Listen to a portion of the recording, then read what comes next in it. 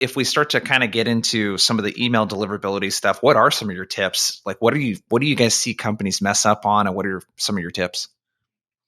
Yeah, there's a lot of big ones. So one of the first ones that's starting to get more popularized, I'd say, and talked about is sending on like your primary domain. So, and we saw this happen at PandaDoc as well. You have an SDR team of like two or three. They're all sending on your primary company domain that everybody in the company is using. Then you scale that SDR team. It's like 20 SDRs now. They're all sending 200 emails a day. And no surprise, emails or Gmail starts like locking your accounts. You start getting spam reports. That affects the entire company. So you can like burn your company's domain, which affects everybody up to the CEO. And so setting up a separate subdomain, so like we have mailshake.co that we send from, that's going to protect your domain for everybody. And then when you do set up that domain, the next step is properly warming it up, right? So what warm up means Yeah. is like you're having emails and engagement happening with that new mailbox.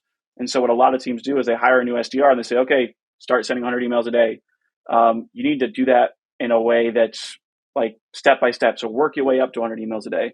And so you can use like an email warm-up tool where it automatically sends emails to a database of contacts, which then responds to them.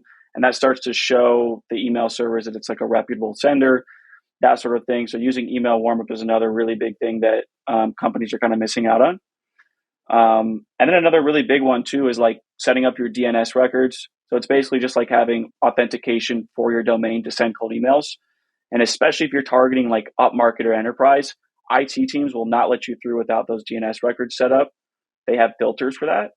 And a lot of people don't really know where to start because it's really complicated or technical issue. But it's really about communicating with your IT team, doing research, setting that stuff up. Those are probably three really big ones that people kind of miss out on and that make the biggest impact.